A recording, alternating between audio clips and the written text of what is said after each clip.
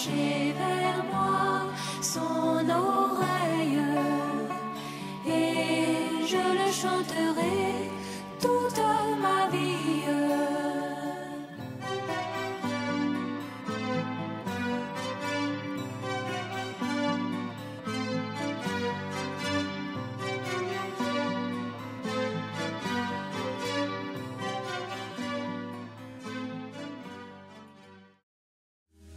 Amen. Que Dieu te bénisse, mon cher frère. Dépose ton fardeau au pied de Jésus. Dépose ton fardeau là où ton péché a été expié. C'est à la croix. Amen. Ce n'est pas n'importe quelle croix, c'est la croix où Jésus mourut. Parce que beaucoup de croix existent, mais la croix où Jésus mourut, c'est une mort pour expier, pour enlever, pour ôter notre péché. On va se lever ensemble pour dire merci à Dieu pour les cantiques que nous avons chantés et nous allons lire la parole de Dieu. Notre Père et notre Dieu. Ensemble, nous voulons te dire merci. Merci de nous avoir donné la grâce de chanter vraiment tes louanges. À toi seul soit la gloire, la louange et l'honneur d'éternité en éternité. Au nom du Seigneur Jésus-Christ. Amen. Gloire à Dieu. Le samedi passé, on n'était pas suffisamment nombreux pour pouvoir écouter. On peut s'asseoir. Pour pouvoir écouter l'écoute qu'on n'avait pas pu faire le samedi passé. Le dimanche aussi, on n'a pas pu. Si Dieu permet, demain, on va le programmer pour pouvoir écouter, pour que ça ne soit pas trop éloigné, parce que la prochaine écoute n'est pas loin. Amen. Si Dieu le veut. J'avais demandé de se lever pour qu'on lise. Si ça ne vous gêne pas, on va se lever pour faire la lecture et se rasseoir. La première lecture surtout. Il monta c'est dans Matthieu au chapitre 8. Je crois que le chanteur avait chanté déjà ça. Amen. De l'orage et de la tempête, à l'abri de tout ce qui peut m'arriver, ce qui m'arrive, je suis dans le creux de sa main. Verset 23. Il monta dans la barque et ses disciples le suivirent. Et voici, il s'éleva sur la mer, une si grande tempête, aujourd'hui on appelle ça les ouragans, les quoi, c'est une grande tempête qui est arrivée, au point que la barque était couverte par les flots. La barque était couverte par les flots. Donc c'est grave. Et lui, il dormait. Amen. Oh, mais qui est-il? Et lui, il dormait. Les disciples s'étant approchés, le réveillèrent et dirent: Seigneur, sauve-nous, nous périssons. Sauve, nous périssons. Il leur dit: pourquoi avez-vous peur? Pourquoi avez-vous peur? Gens de peu de foi. Gens de peu de foi devant la tempête. Une de mes créatures. Alléluia. Pourquoi avez-vous peur, gens de peu de foi? Alors il se leva, menaça les vents et la mer, et il y eut un grand calme. Dites Amen. Il y eut un grand calme. C'est la vérité. Ces hommes furent saisis d'étonnement. Ces hommes furent saisis d'étonnement.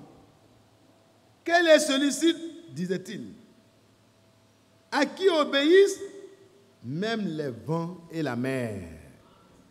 Amen. Alors, notre méditation, ça sera sur la dernière partie. Quel est celui-ci? Quel est cet homme?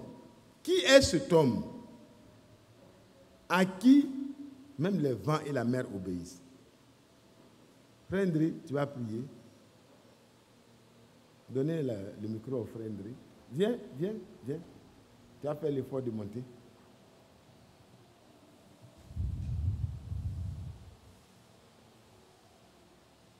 Prions. Bien-aimé Seigneur, notre Père bien-aimé, nous nous sommes rassemblés ce soir pour t'entendre nous parler. Et nous venons de faire une lecture comme des intellectuels. Mais nous savons que le contenu de ce que nous avons lu t'appartient.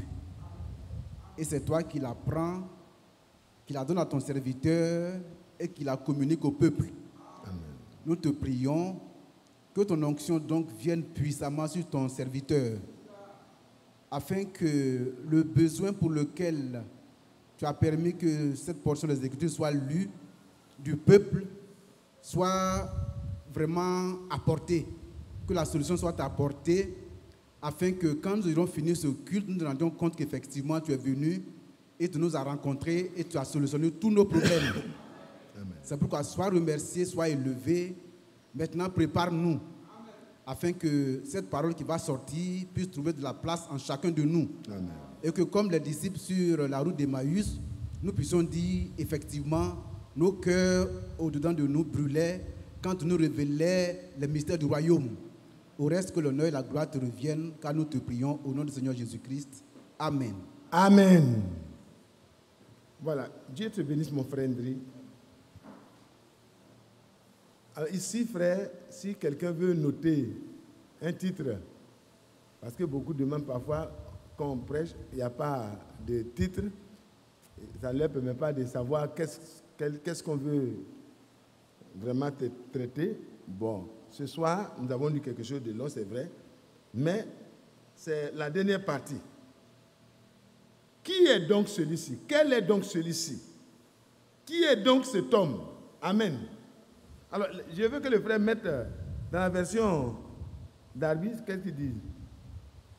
Ces hommes saisis d'étonnement, alors, dit, quel est celui-ci, disait-il, à qui obéissent même les vents et la mer? En Darby, qu'est-ce qu'il dit? Darby. Et les gens s'en étonnaient, disant, quel est celui-ci que les vents même et la mer lui obéissent? Amen. C'est la même chose. Donc nous-mêmes, on doit cheminer pour voir réellement de quoi il s'agit. Ici, nous allons continuer une autre lecture dans Matthieu 9. Matthieu 9. La question est posée. Jésus vient de calmer la tempête et de dire à la mer de laisser ses vagues à sa place. Amen. C'est Jésus, un homme. Il était au milieu des hommes et il a parlé. Et les gens disent, mais quel est cet homme? Qui est celui-ci? Quel est celui-ci? Nous étions tous en danger. Et lui, il se lève, il parle. Et tout devient calme. Mais qui est-il? Quel est celui-ci? Parce que, frère, on a pensé parfois qu'on connaît suffisamment Jésus. Hein, parce qu'on marche avec lui depuis plusieurs années, plusieurs moments. Mais, frère, nous n'avons pas fini de le découvrir. Hein. Et quand vous découvrez, quand le Seigneur se révèle à vous dans un de ses attributs, c'est qu'il va vous bénir sur cette base-là déjà. Donc il faut qu'on sache qui il est. Tu peux avoir tes problèmes, traîner, mais quand tu vas à Jésus, et quand en réponse, il se révèle à toi pour que tu saches qui il est, oh, tu es béni au-delà de ce que tu peux espérer. Les disciples, c'était leur maître. Ils mangeaient ensemble, peut-être même ils se couchaient ensemble, ils faisaient beaucoup de choses ensemble. Il appelait Seigneur, Maître. Et là, devant la tempête qui venait d'être arrêtée, et la mer, eux-mêmes, ce n'est pas les autres, hein? Ce n'est pas ceux qui n'étaient pas dans le message qui posaient la question. C'est ceux qui étaient dans le message du jour. Alléluia. Ah, ils avaient besoin de découvrir leur Maître. Est-ce que tu veux le découvrir ce soir? Oui. Il veut qu'on le connaisse. Parce qu'il veut nous donner ce qui nous est nécessaire. On passe à côté des bénédictions parce qu'on regarde les choses selon nous-mêmes. On regarde les choses selon nous-mêmes. Mais quand on laisse le Seigneur se révéler, nous allons avoir des avancées notoires. Quel est donc celui-ci? Qui est donc cet homme? Amen. À qui même les vents et la mer obéissent. Quel est celui-ci? On va aller dans 9. Matthieu 9. Jésus étant monté dans une barque, traversait la mer. Il alla dans sa ville. Et voici, on lui amena un paralytique couché sur un lit. Jésus, voyant leur foi, dit au paralytique, « Prends courage, mon enfant, tes péchés sont pardonnés. » Là, il est dans sa ville. C'est dans son village. Donc, les gens pensent qu'ils le connaissent. Excusez-moi. Voilà les gens. Nous, au moins, on le connaît. Ailleurs, les gens peuvent poser la question, quel est cet homme? Mais nous, ici, on le connaît. Dans ce village, il était déjà connu de manière physique. Alors, quelques scribes dirent au-dedans d'eux-mêmes, ils n'ont pas parlé entre eux, ils ont dit dans leur pensée, au-dedans d'eux-mêmes, exactement comme Sarah qui était dans la tente et qui pensait au-dedans d'elle-même, qui a ri, parce qu'elle était vraiment étonnée, elle était vraiment, c'était une admiration. Mais comment? Alléluia. Alors ici, le Seigneur regarde dans leur cœur. Parce qu'il n'a pas besoin qu'on rende témoignage les uns des autres. Hein. Le Seigneur connaît ce qui se passe. Les comméreurs, les rapporteurs, ceux qui sont capables de faire circuler les nouvelles sont en retard. Jésus est celui qui connaît tout. Il n'a pas besoin. Mais entre nous, on peut faire des travaux vraiment qui n'ont même pas leur place. Mais ici, là, ce n'est pas quelqu'un qui allait leur dire. Hein. Et ils ont pensé dans leur cœur, et Jésus va révéler ce qui se passe dans leur cœur et leur donner la réponse. Suivez bien. Quel est donc cet homme qui peut connaître les secrets et les pensées des cœurs? Les scribes dirent au-dedans d'eux, cet homme blasphème. Parce que quoi? Il a dit, tes péchés sont pardonnés. Prends courage, mon enfant, tes péchés sont pardonnés. Alors, quelques scribes dirent au-dedans d'eux-mêmes, cet homme blasphème. La connaissance littérale et littéraire de la parole de Dieu faisait qu'ils ne savaient pas qui était celui qui est là. Ils ne savaient pas. Ils ne savaient pas que celui-là qui est là a le pouvoir et le droit de pardonner les péchés. Ils avaient une connaissance intellectuelle, une connaissance littéraire, une connaissance de l'histoire de l'arrivée de Jésus. Une connaissance tronquée. Pendant qu'ils pensaient qu'il était nazérien, alors qu'il était né à Bethléem, il y a beaucoup de choses que les gens ne maîtrisent pas. Et nous avons besoin de découvrir avec la parole de Dieu. Et Jésus, connaissant leurs pensées, pas ayant entendu leurs paroles, pas ayant vu quelqu'un qui est venu lui rapporter ce qu'ils se sont dit là-bas. Frère, servons Jésus. Servons Jésus, frère. Marchons avec celui-là. Lui, il ne va jamais nous décevoir. Parce qu'il connaît les pensées de notre cœur. Lui, connaissant leurs pensées, dit, pourquoi avez-vous de mauvaises pensées dans vos cœurs? Pourquoi? Vous êtes assis, vous êtes en train de penser des mauvaises pensées dans vos cœurs en disant que moi je blasphème. Vous n'avez même pas encore parlé. Mais vous voyez, avant que la pensée vienne, dans le psaume 139, avant que la pensée vienne même, le Seigneur la connaît parfaitement. Mais il ne savait pas que c'était le Seigneur. Il ne savait pas qui était celui-là. C'est celui dont David avait parlé. Où irai-je pour me cacher et parler pour que toi tu n'entendes pas? Pour me cacher et agir pour que tu ne vois pas. Oh, que Dieu soit loué. Si on pouvait connaître Dieu, sous ce temps, on allait éviter beaucoup de choses. On allait avoir la crainte de Dieu. On allait marcher sur la pointe des pieds. On allait faire attention à tout.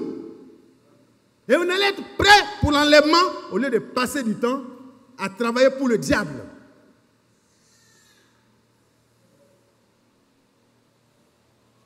C'est malheureux.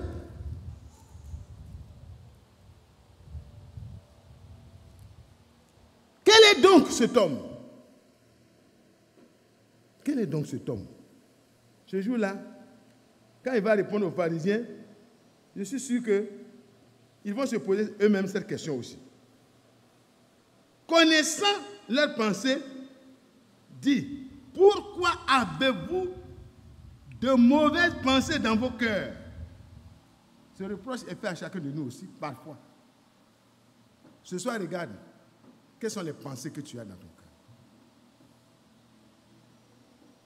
Si tu as des pensées mauvaises à l'endroit de qui que ce soit, il faut laisser le Seigneur t'aider, parce qu'il voit déjà. Il n'a même pas commencé à parler, mais ça y est déjà là. Dieu va t'aider. Mais voilà la suite. Jésus va leur dire, car lequel est-il le plus aisé? Vous dites que je suis un blasphémateur. Je mérite d'être lapidé parce que je blasphème, je me fais passer pour Dieu. Mais attendez, je vais vous poser une question. Lequel est le plus aisé? Parce que dire tes péchés sont pardonnés, c'est du français. Chacun peut prononcer ça. Les prêtres prononcent ça à tout moment. Ils absouent le péché, ils parlent, ils donnent des choses à faire, et puis les péchés sont pardonnés. Mais est-ce que c'est vrai? Il n'y a pas d'effet. Mais Jésus va montrer que quand lui parle là, quand lui il parle, la chose arrive.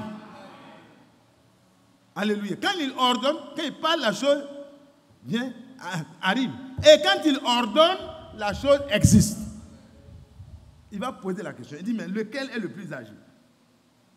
De dire, tes péchés sont pardonnés, ou de dire, lève-toi et marche. Voilà. Parce que lève-toi et marche, ça va contre toute la loi de la nature et de la science. Quelqu'un qui est paralysé, qui est couché sur un brancard, qui est amené, scientifiquement, il n'est pas encore traité. On n'a pas encore fait l'orthopédie, on n'a pas fait toutes ces histoires, et tout. Et puis toi, tu viens, tu n'es pas docteur, tu n'es pas spécialiste, tu ne comprends vraiment rien. Comment tu peux dire, lève-toi et marche à quelqu'un qui ne peut pas marcher? Jésus va leur dire, vous dites que je blasphème parce que j'ai dit tes péchés sont pardonnés. Maintenant, regardez les deux choses. Qu'est-ce qui est plus facile? De dire tes péchés sont pardonnés ou de dire à celui qui est paralysé, peut-être c'est les démons qu'il avait liés et tout ça, lui il ne s'occupe même pas de ça. Il parle seulement. Ou de dire lève-toi et marche. Lève-toi et marche. Quelle est la réponse la plus difficile? Qu'est-ce qui est plus facile, frère? Frère Ndri, est-ce que tu ne peux pas dire à quelqu'un tes péchés sont pardonnés? Tu peux lui dire. Bon, en tout cas, ça sera difficile que du coup, on sache que tu es un usurpateur. Parce que tu as parlé. Mais dire à l'homme qui est assis, lève-toi et marche, ça relève de la toute-puissance de Dieu. Nous les chrétiens, nous disons au nom de Jésus, mais lui il dit lève-toi et marche. Il n'a pas dit au nom de mon père, au nom de qui? Non. Il dit, vous allez savoir, qu'est-ce qui est plus facile? Dire tes péchés sont pardonnés ou bien dire lève-toi et marche. Oh là là, Psaume 33, verset 8, 9. Il dit et la chose arrive. Il ordonne et elle existe.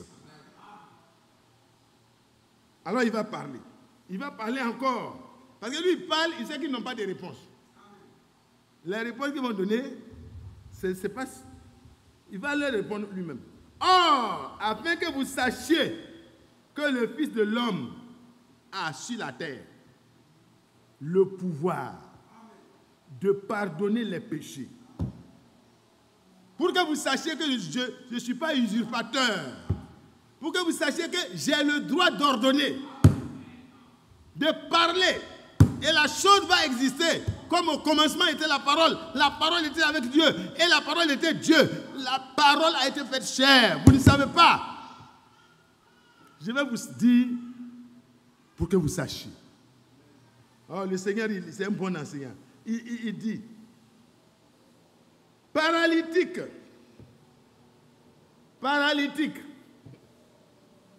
lève-toi, prends ton lit et va dans ta maison. Je ne vous entends pas. Il va dire aux paralytiques, pour que les gens qui étaient en train de faire les interprétations de la parole de Dieu pour dire que lui blasphème là, il dit, pour que vous sachiez que le Fils de l'homme a le pouvoir sur la terre de pardonner les péchés, il se lève maintenant, il tourne ses regards vers le paralytique, il dit, lève-toi, prends ton lit, le lit qui t'a porté là, porte-le. Ton problème, qui était pour toi un vrai problème, va devenir une source de grâce et tout le monde va t'admirer parce que Dieu a renversé la situation. Prends ton lit et fais quoi? Lève-toi, prends ton lit et va dans ta maison. Quand la foule vit cela, elle fut saisie de crainte et elle glorifia Dieu, qui a donné aux hommes un tel pouvoir. Ce n'est pas à tous les hommes d'abord, hein. C'est à lui d'abord. C'est lui qui va déléguer maintenant aux hommes le pouvoir. Alléluia. Le premier-né, dans plusieurs frères, une génération, voyez, une postérité qui prolongera ses jours. Ils vont faire la même chose. Alors, frères, quel est donc cet homme qui peut non seulement pardonner les péchés, mais dire à un paralytique, lève-toi, prends ton lit et marche? Frère, c'est qui? Continuons à découvrir quel est cet homme. Quel est cet homme? Quel est cet homme? Matthieu 9, verset 18. Tandis qu'il a adressé ces paroles, voici un chef arriva, se prosterna devant lui et dit, vous voyez que quand le Seigneur avance, la foi des gens monte. La foi des gens augmente. Et vous aussi, frères et sœurs, dans cette assemblée, nous devons avoir une foi qui grandit. Parce que chaque expérience, quand elle nous est rapportée, ça doit nous permettre de savoir qu'il y a ici plus que les pharisiens habituels. Oh là là, un chef, hein, arriva. Peut-être qu'il est venu avec un cortège, ce n'est pas écrit, mais un chef, quand il se déplace, on sait que c'est un chef. Alléluia. Avec les insignes de commandement. Il arrive. Et qu'est-ce qu'il fait? Il se prosterne. Si se prosterne devant moi, je vais dire comme Pierre, lève-toi, je suis un homme comme toi. Mais Jésus ne lui a pas dit lève-toi. Hein? Est-ce que vous avez remarqué ça? Il vient, il se prosterne devant Jésus. Et Jésus le regarde. Il dit, vous m'appelez Maître et Seigneur, et je le suis. Vous dites bien, car je le suis. Ici, on va continuer. Et il dit, ma fille est morte il y a un instant, mais viens et impose-lui les mains et elle vivra. Frère, ce monsieur-là n'était pas dans le message depuis longtemps. Hein. Il a eu peut-être quelques brochures, il a entendu. Et puis, sa foi était déjà à un niveau où il pouvait savoir que cet homme-là est celui qui peut venir imposer les mains à un homme, à une fille déjà morte, et la fille vivra. David, d'après toi, quel est cet homme? Alléluia. Ma soeur, quel est cet homme que tu suis depuis longtemps? Les apôtres étaient là, ils suivaient Jésus depuis longtemps. C'était les plus proches d'ailleurs. C'était les plus proches. C'est à eux qui vont poser la question, quel est cet homme? Mais le chef là, je ne sais pas si lui se pose cette question-là. Hein. Il est venu en sachant que celui-là, s'il pose ses mains sur mon enfant, la vie qui est partie va revenir. Il n'avait pas beaucoup de connaissances, beaucoup d'enseignements. Frère, je ne veux pas avoir beaucoup de connaissances. Je veux connaître celui qui est la connaissance. Je veux connaître celui qui est la source de la connaissance. Je veux qu'il soit en moi. Mon ignorance là, ce n'est pas grave. À partir de lui qui est en moi, il va me révéler ce qui est nécessaire et j'avance. Pas à pas. Parce que trop de connaissances, ça tue. Mais c'est l'esprit qui vivifie. Le pharisien, le chef là, il ne connaissait pas beaucoup comme les pierres et autres. Hein. Il ne connaissait pas beaucoup. Mais ce qu'il connaissait était suffisant. Il savait que celui-là, là, s'il pose ses mains sur mon enfant là, on ne sera plus en deuil. Continuons. Et voici, Jésus se leva et le suivit avec ses disciples. Jésus se leva et le suivit avec ses disciples. Et voici une femme atteinte d'une perte de sang, depuis 12 ans s'approcha par derrière, toucha le bord de son vêtement, car elle disait en elle-même, si je puis seulement toucher le bord de son vêtement, toucher son vêtement, je serai guéri. Docteur Ndri, Dieu merci, tu es là. Est-ce que toucher le bord d'un vêtement d'un prédicateur, en tout cas d'un homme, est-ce que ça peut guérir d'une pathologie ou d'une perte de sang dont les médecins n'ont pas pu trouver une solution pendant 12 ans? 12 ans, elle avait dépensé ses moyens. Il n'y a pas eu de solution médicale et scientifique. Elle entend parler d'un homme qui s'appelle Jésus.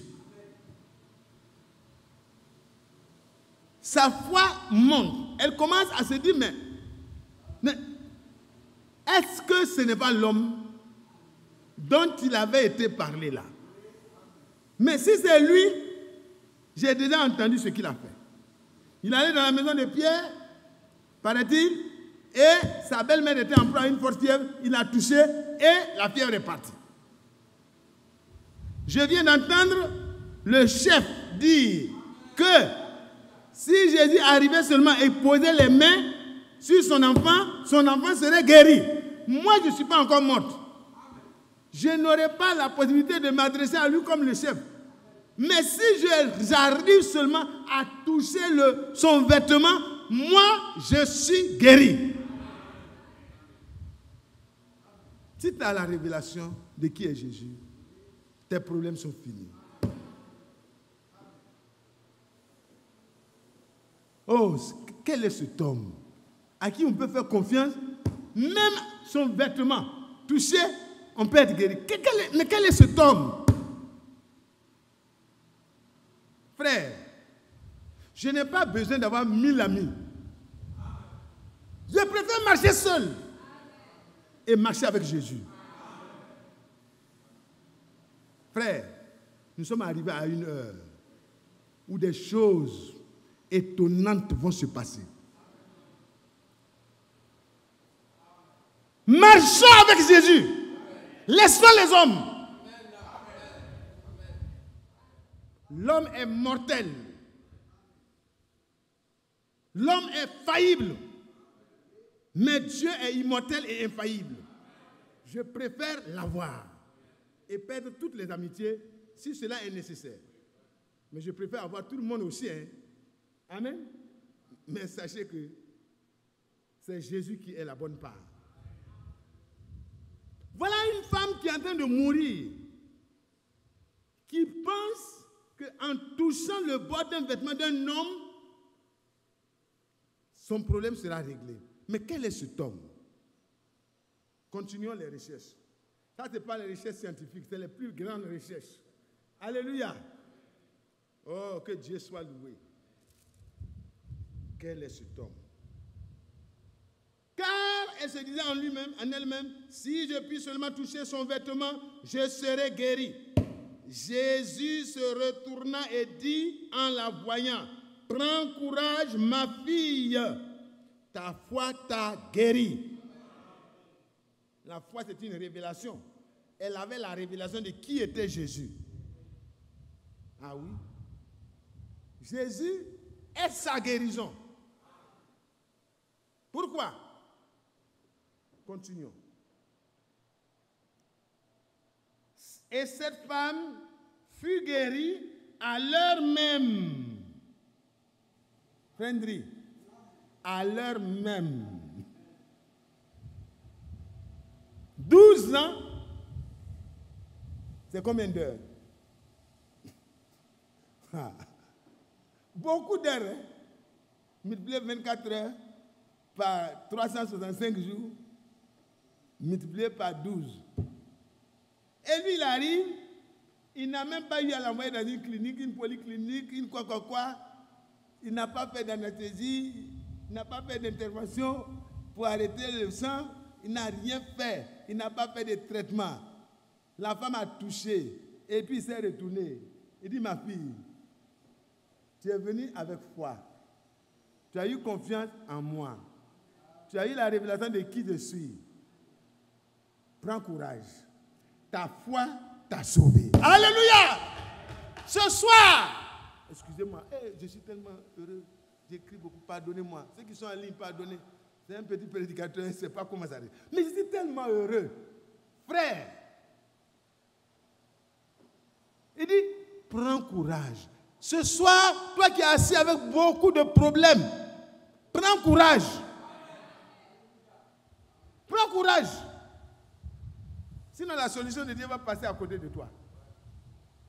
Imaginez que la femme n'avait pas eu à faire confiance à Dieu que Jésus partait. C'est pas, c'était les dernières gouttes de sang qui partaient.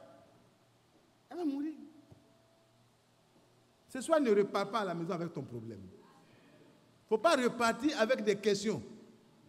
On reçoit la réponse. Alléluia. Oh, les disciples étaient en train de suivre Jésus et ils voyaient qu'il est vraiment la réponse. Et ils ont posé la question derrière. Hein, quel est donc cet homme qui arrête le vent et qui calme la mer en quelques instants? Jésus dit, suivez-moi, vous allez découvrir qui je suis. Alléluia. Jésus n'a pas dit moi, c'est moi. C'est moi, hein? C'est moi. Non, il n'a pas dit c'est moi. Ils étaient en train de le suivre, ils vont découvrir. Tout ce qui se fait là, c'est devant eux. Pendant qu'eux, ils posaient la question, un homme qui ne connaît même pas, qui n'est même pas dans le groupe encore, il vient et il demande d'aller ressusciter sa fille. Une femme vient, elle dit, dans son cœur, si je touche le bord de je touche son vêtement seulement, je suis guéri. Et elle touche, le Seigneur se retourne, et dans une autre chose, il dit, mais qui m'a touché? Les pierres demandent, mais Seigneur, tout le monde te touche parce que tu es vraiment à l'ordre du jour. Tout le monde te touche. Il dit, non, ce n'est pas toucher là. Vous êtes assis dans l'assemblée du Seigneur. Mais si vous n'avez pas la foi pour savoir qui est Jésus, vous repartirez et vous continuez les commérages, le mauvais travail. Mais si vous savez qui est Jésus, vous ne viendrez plus ici pour quelqu'un. Vous viendrez pour Jésus.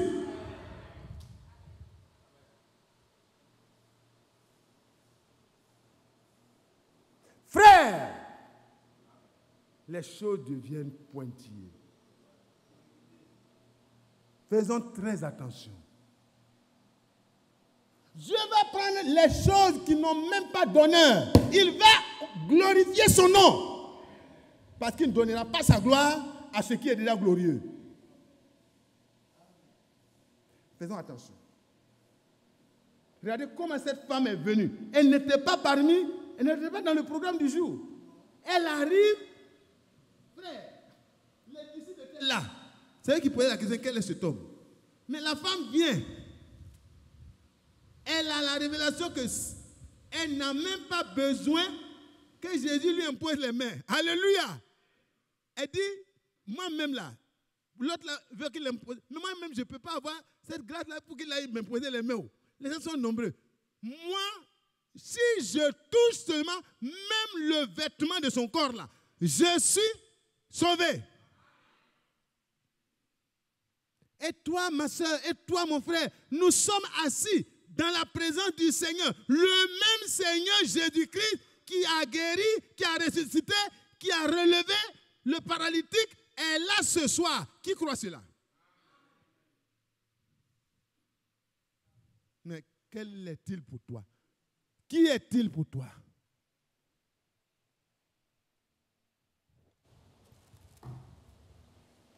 Oh, c'est merveilleux.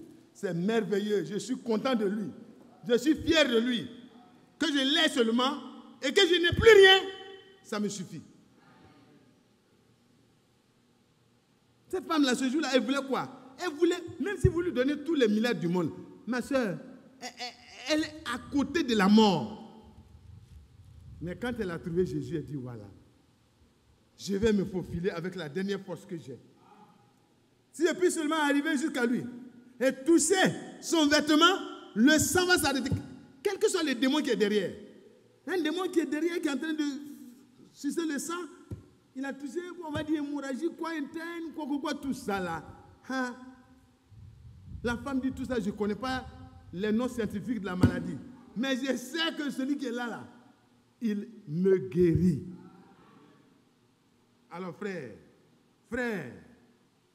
oh, femme. Non. Ah, non. Je suis reparti en arrière. Non, c'est Dieu qui a amené ça. Dans 8, Matthieu 8, ma page a tourné pour repartir là-bas. Matthieu 8, le centenier répondit à Jésus, Seigneur, je ne suis pas digne que tu entres sous mon toit, mais dis seulement un mot et mon serviteur sera guéri. Car moi qui suis soumis à des supérieurs, j'ai des soldats sous mes ordres. Et je dis à l'un, va, et il va. Je dis à l'autre, viens, et il vient. Et à mon serviteur, fais cela, et il le fait. Ah, il connaît l'autorité. Quand lui parle, le serviteur doit exécuter. Et il sait que là, quel est cet homme à qui j'ai adressé ma demande? Je sais qu'il n'a pas besoin de se déplacer. Alléluia! Oh là là, quelle foi! Regardez l'admiration du Seigneur. Après l'avoir entendu, Jésus fut dans l'étonnement. Un homme qui étonne Dieu. Oh là là, Frendry, si on peut arriver là, une fois simple, sans trop de beaucoup de paroles, on va aller très loin. Jésus fut dans l'étonnement et il dit à ceux qui le suivaient,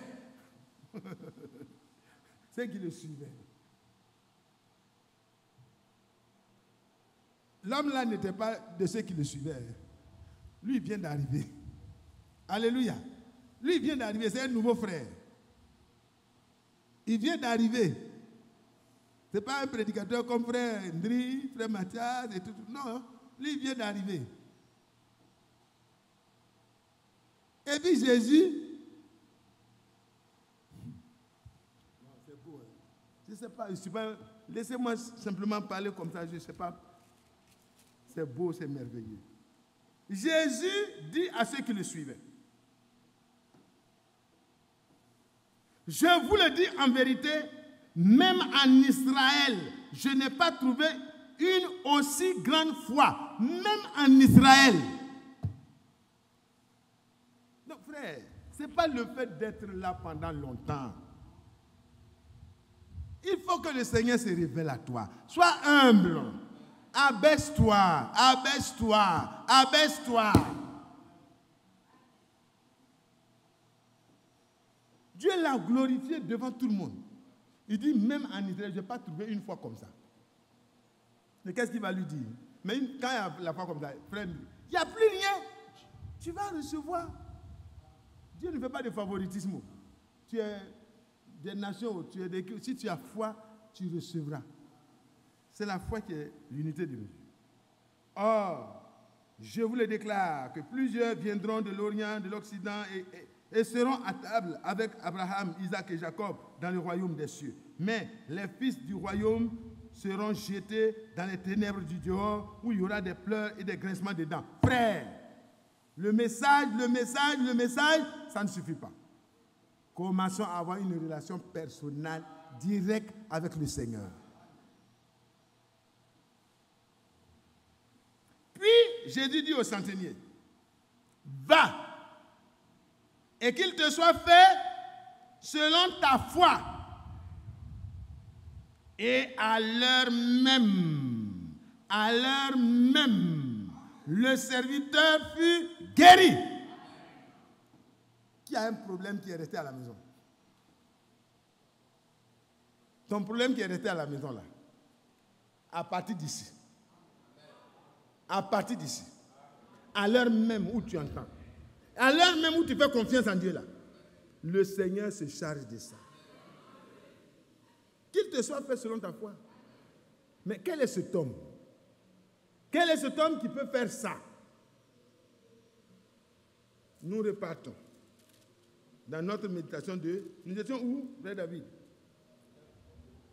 Voilà, 22. Nous avons fini le 22. Lorsqu'il fut arrivé à la maison, le 23, du chef, il vit les joueurs de flûte et la grande foule brillante. C'était les pleurs.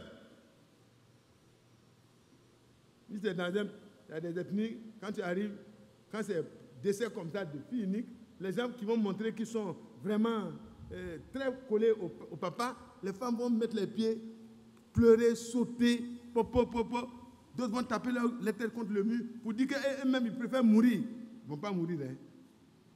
Donc il y avait des gens qui étaient bruyants comme ça. Ça faisait du bruit dans la cour. Jésus va arriver, il va leur dire quoi? Yako? Non. Mais quel est cet homme? Il ne respecte même pas les pleureurs et les pleureuses. Il ne respecte pas la coutume. Les gens sont en train de pleurer pour consoler le monsieur qui vient de perdre son enfant. Toi, tu arrives, un homme comme nous. Non.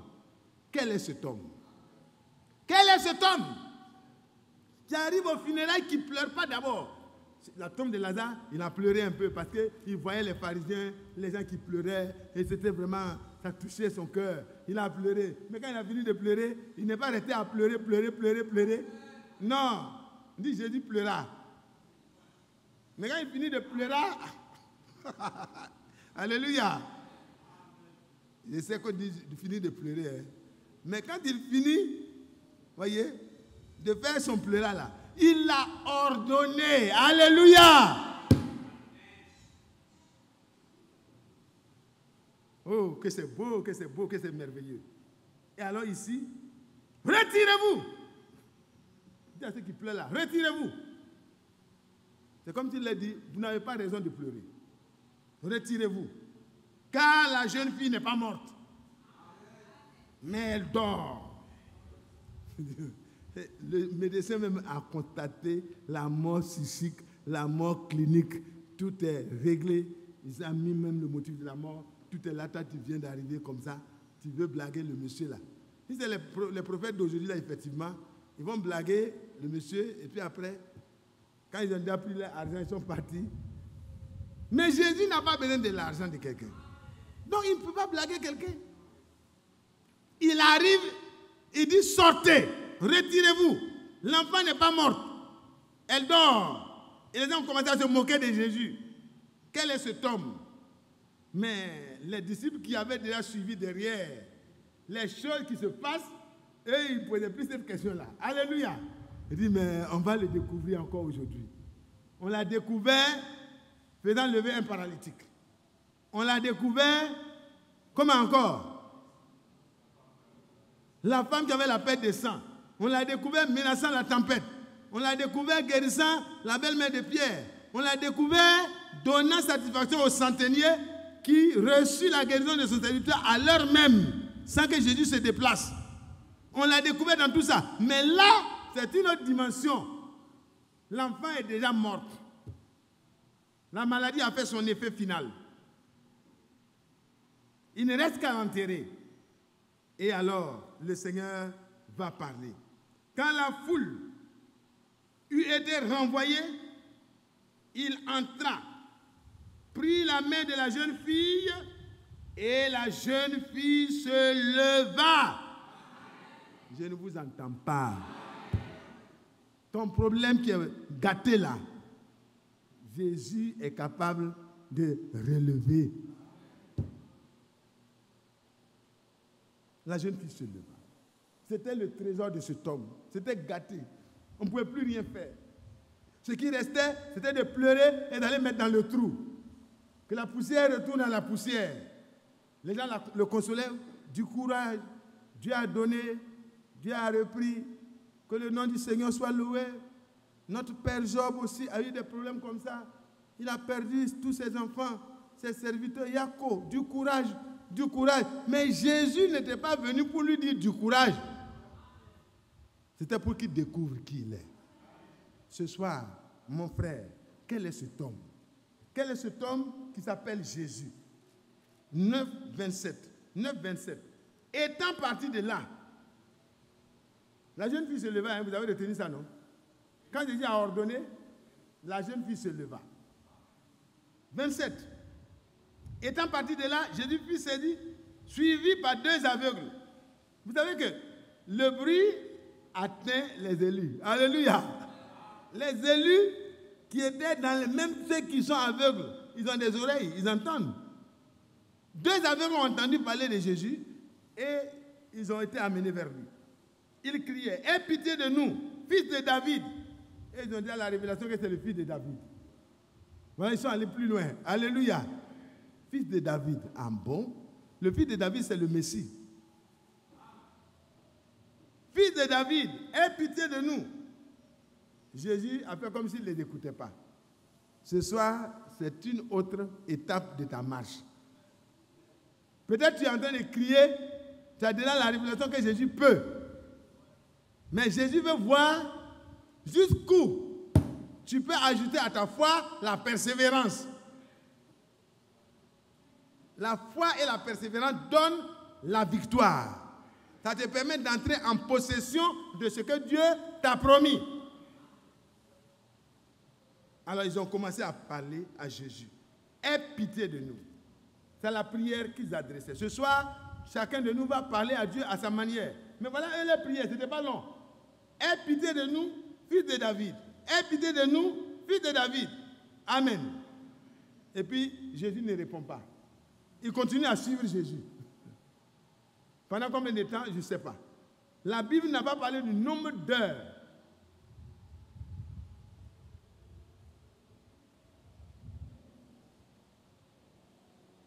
Jésus, voyez, étant parti de là, voilà. Lorsqu'il fut arrivé à la maison, verset 28, les aveugles s'approchèrent de lui. Et Jésus leur dit, croyez-vous que je puisse faire cela? Croyez-vous que je puisse faire cela? Ce soir, à toi qui écoutes en ligne, à toi qui es ici ce soir, crois-tu que le Seigneur Jésus peut faire ce que tu lui demandes? C'est là la question. Beaucoup de personnes peuvent prier, hein? Mais est-ce que tu crois que Jésus peut faire ce que tu demandes? C'est tout. Et ils vont répondre, oui, Seigneur, lui dit-il, lui répondit-il.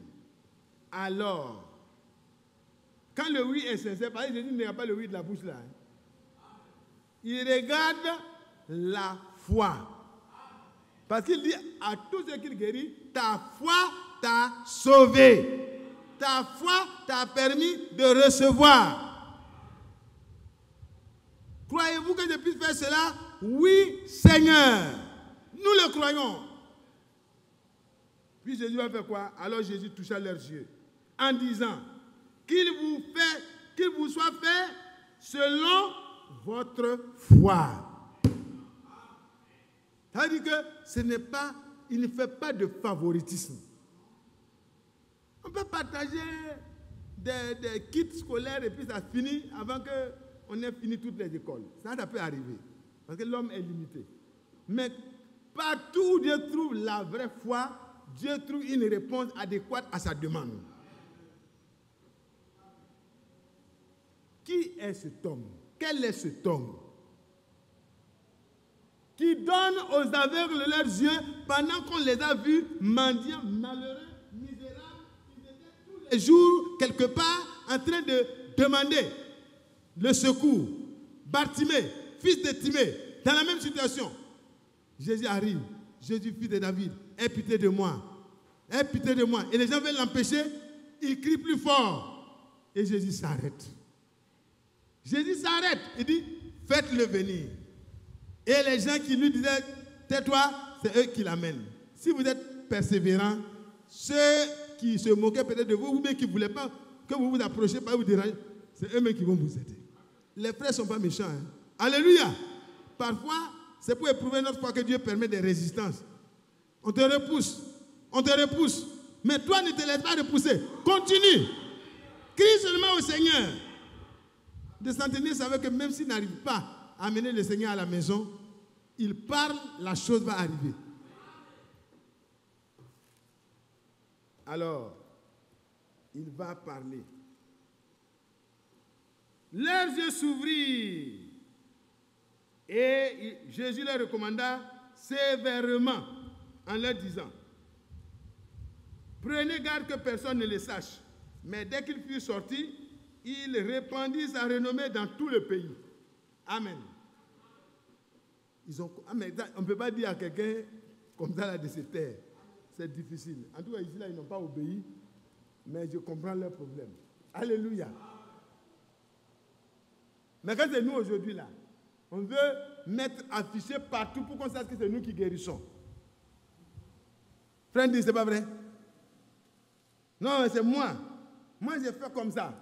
Moi, j'ai fait comme ça. Moi, j'ai fait comme ça. Jésus fait, il dit, je ne veux pas que quelqu'un sache que c'est moi.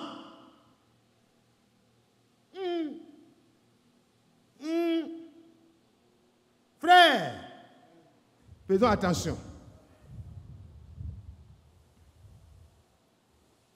Si c'est le même Jésus qui fait les choses au travers de toi, tu dois être humble pour laisser à Jésus seulement la gloire. Toi et moi, nous ne sommes rien. Jésus est tout.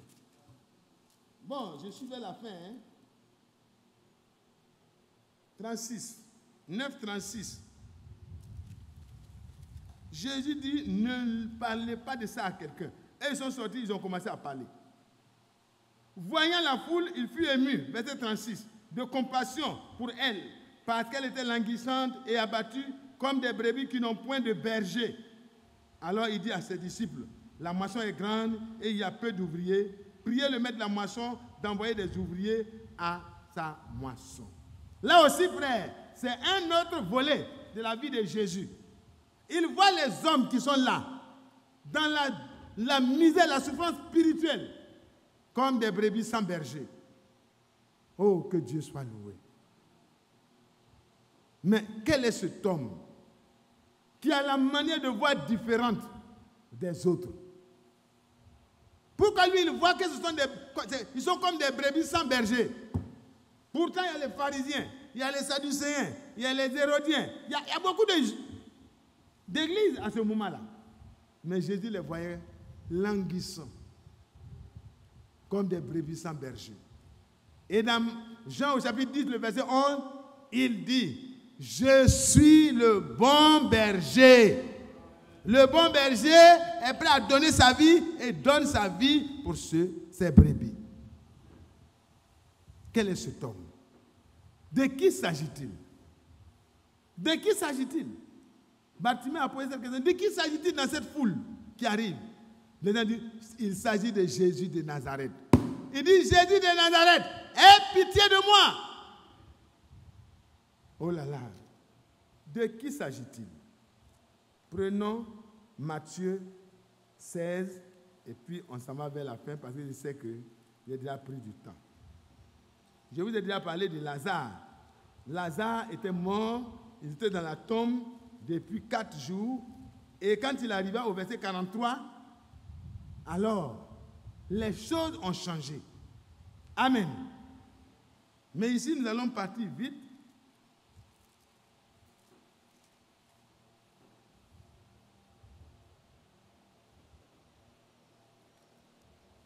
J'ai dit Matthieu 16, non? Verset 13. Matthieu 16, verset 13.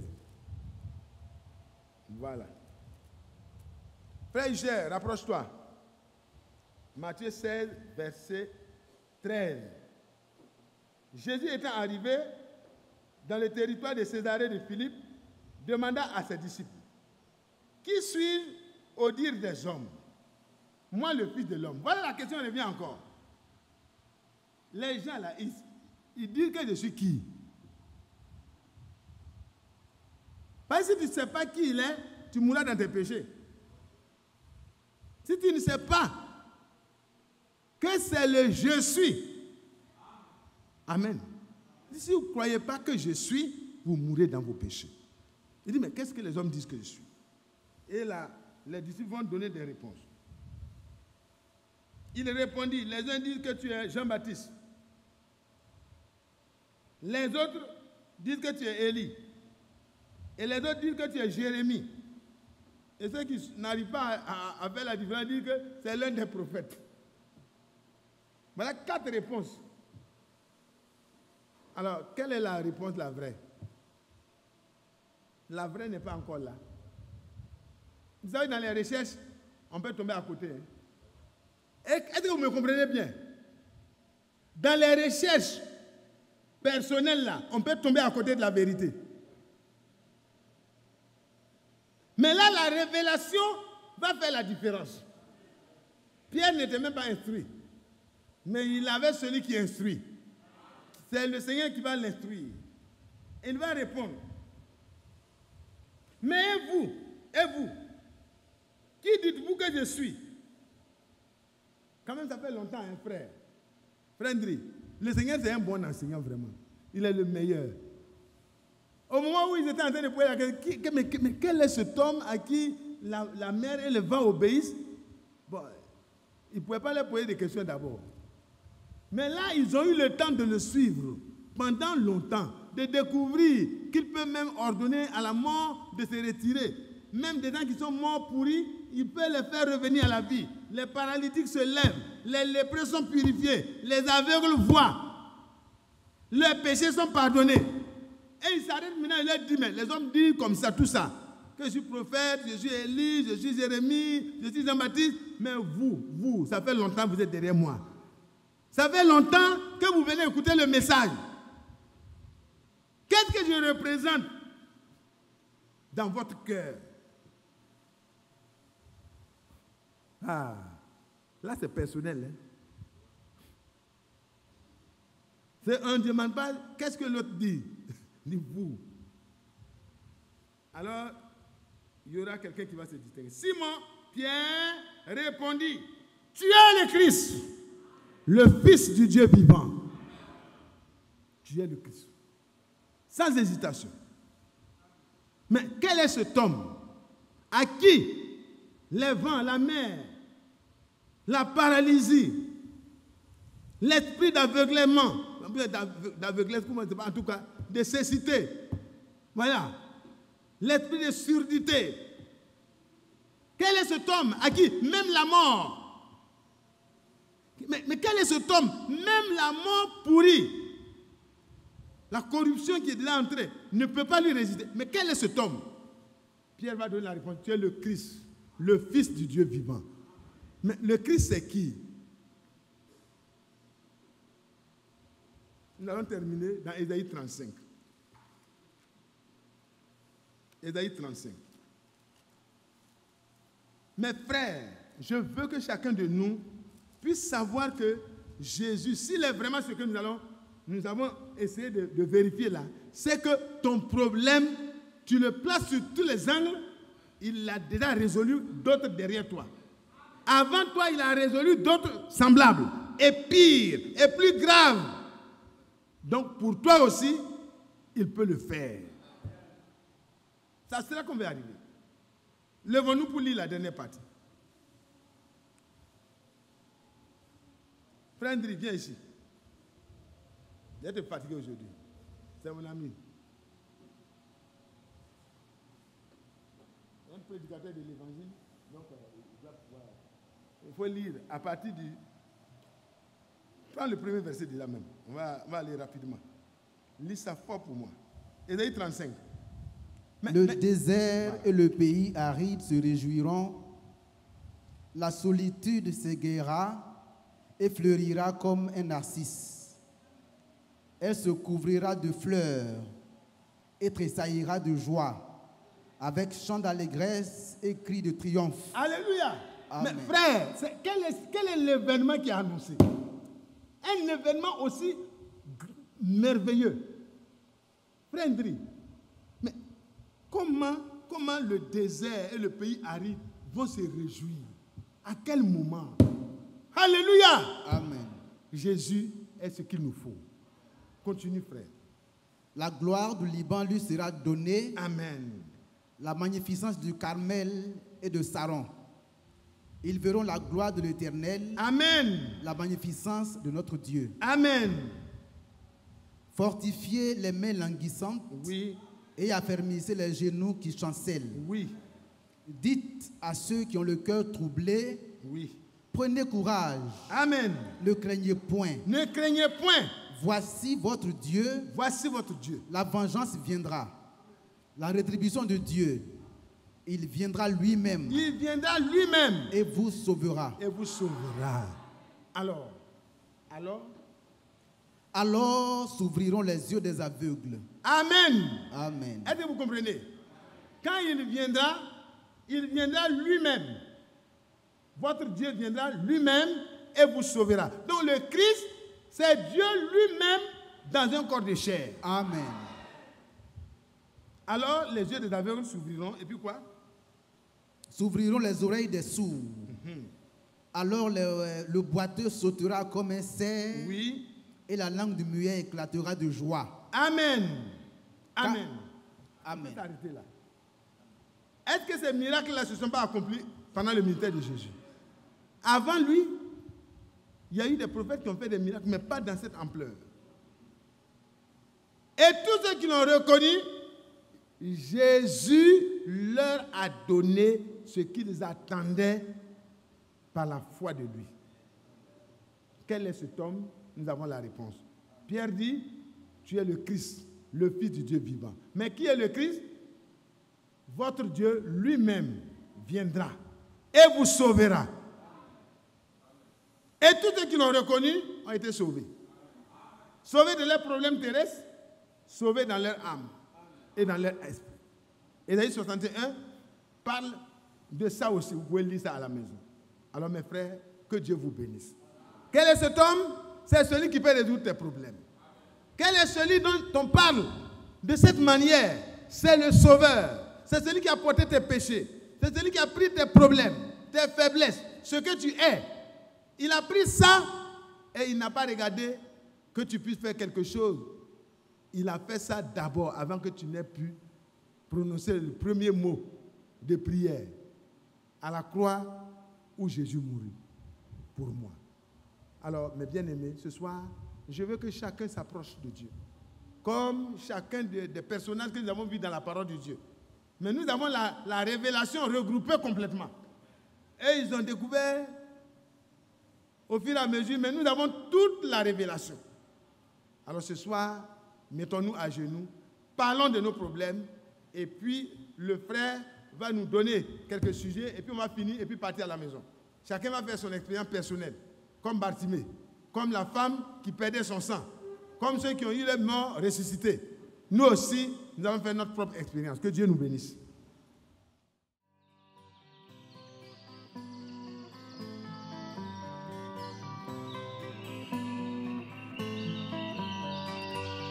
J'aime l'Éternel, car il entend ma voix. Il a penché vers moi son oreille je le chanterai toute ma vie.